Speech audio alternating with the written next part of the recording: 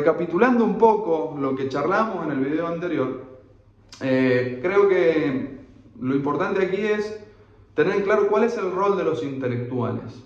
Primero que los intelectuales en Gramsci es un concepto también muy interesante y singular. No tiene nada que ver con una persona de anteojos, con una biblioteca detrás, que es la que tengo acá en el cubículo, o fumando una pipa, escribiendo con una pluma. Es un concepto burdo del intelectual. Intelectual para Gramsci somos todos y todas. El tema es que no todos y todas funcionamos como intelectuales en nuestra sociedad.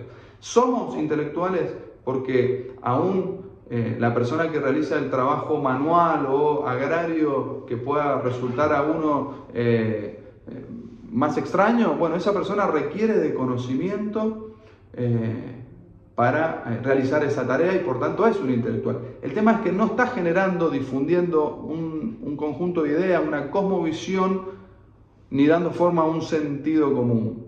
¿Sí? Entonces, el movimiento obrero tiene que preocuparse por generar intelectuales orgánicos, orgánicamente pertenecientes a la clase obrera, para que luego defiendan los intereses del movimiento obrero.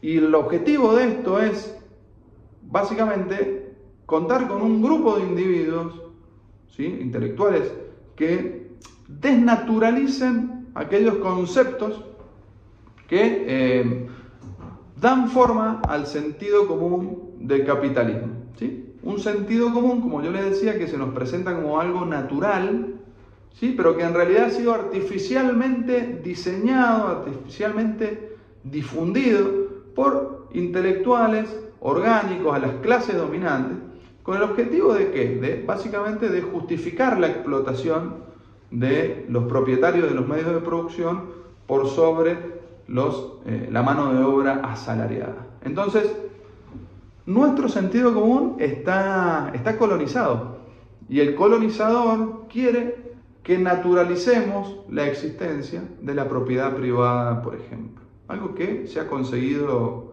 con creces.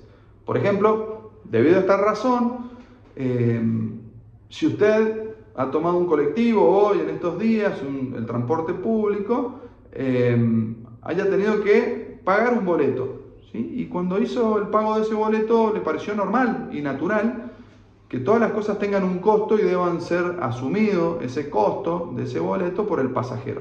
Cuando en realidad podríamos dar esa discusión y decir que ese colectivo, ese vehículo ya fue financiado por impuestos del Estado y que eso en todo caso no debería ser pagado, ¿sí? Sin embargo, el sentido común nos dice que cuando subimos hay que pagar y está bien. Podemos protestar si es mucho, si es poco el boleto, pero lo pagamos. Entonces, el sentido común no es más que la ideología en las pequeñas cosas, ¿sí? Y esa ideología es producida y difundida por este grupo de individuos que se llaman intelectuales orgánicos. Orgánicos a la clase dominante, porque también hay otros intelectuales que fueron orgánicos por pertenecer a clases hegemónicas en algún momento de la historia, pero que hoy ya no forman parte de esta clase hegemónica porque la misma dejó de serlo, ¿sí? Me puedo referir a los militares, a la iglesia, ¿sí? Estos intelectuales son denominados tradicionales. Hay una lucha por el sentido común entre intelectuales tradicionales y orgánicos. Los orgánicos tratan de cooptar a los tradicionales y esto es muy importante analizarlo en el marco de un determinado bloque histórico, según nos explica Gramsci, otro concepto interesante que dejaremos para otro momento. Pero bueno, los intelectuales orgánicos, como les decía, no son individuos que están en la biblioteca, sino que los vemos ejercer de periodistas, de panelistas de la televisión, y son ellos quienes generan una visión del mundo, de lo que nos parece bien y es natural, que en realidad es artificial. Gramsci desnaturaliza esto, desnaturaliza la Matrix, muestra la ideología en lo cotidiano, ¿sí? Todo lo que nos parece normal en las sociedades, a nosotros, ¿sí?, en realidad es desenmascarado por Gramsci como un mecanismo de dominación. Quizá por ello, desde la nueva derecha, Milei aquí, trate de dar una batalla cultural intentando liderar un proceso de contrahegemonía ultraconservadora, anarcoliberal, individualista, meritocrática, porque lo que se quiere es reemplazar, desde esta perspectiva, el pensamiento socialista o neomarxista, ¿sí? Al que se lo tilda, de empobrecedor, intervencionista, totalitario. Lo que no se advierte, entiendo yo, y es básico esto, elemental, es que no se puede dar la lucha contrahegemónica contra un pensamiento que no es hegemónico. El pensamiento socialista no es hegemónico ni en Argentina ni en Occidente en general.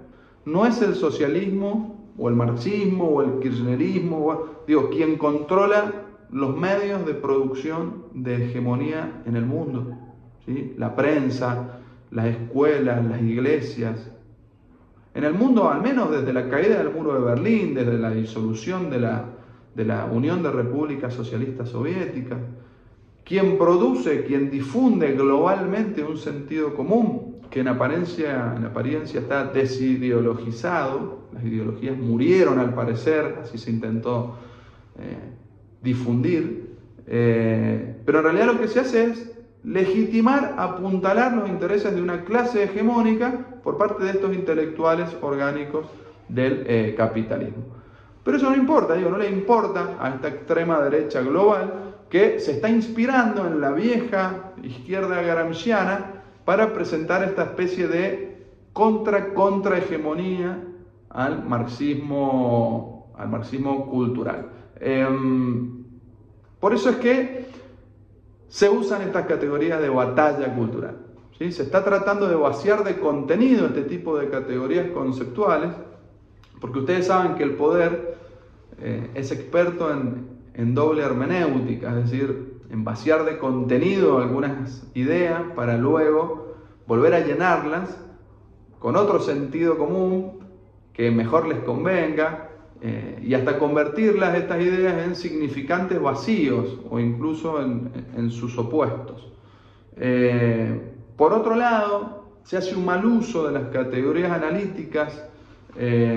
A veces simplemente se trata de una especie de latrocinio terminológico, pero no es más que una prueba inequívoca de la pobreza teórica en la que se debaten algunas de estas nuevas concepciones anarcocapitalistas desde Murray Rothbard en adelante, porque al menos quienes expresan o defienden estas ideas utilizan categorías que no son propias, con escasísimo rigor conceptual, con una superficialidad galopante, digamos, para tratar de fortalecer posturas ideológicas que son la negación absoluta del materialismo dialéctico o el materialismo histórico. Sí hay algo para rescatar en todo esto, y es que con esta discusión me parece importante que ha vuelto a un primer plano la dimensión cultural, ¿sí? Que es una dimensión menospreciada tanto por marxistas como por anarcocapitalistas, ¿sí? Estas dos escuelas, estas dos ideologías en realidad otorgan mucha más primacía a las variables económicas que a las culturales. Recién Gramsci, ¿no? Una suerte de neomarxista, plantea el concepto de batalla cultural, y por eso me parece importante traerlo, recuperarlo y aclararlo un poco para quienes están estudiando ciencia política, doctrinas, ideas políticas en general. Sin duda se está llevando a cabo una batalla cultural, ¿no? Lo sepamos o no, nos guste o no, formamos parte. Lo único que espero es que en este proceso podamos redescubrirnos como intelectuales, en el sentido gramsciano del término, intelectuales orgánicamente pertenecientes a nuestras clases, las clases populares, que podamos ser funcionales a sus intereses y a sus necesidades. ¿Cuál es el problema si no lo hacemos? ¿Cuál es el problema de seguir siendo un becerro?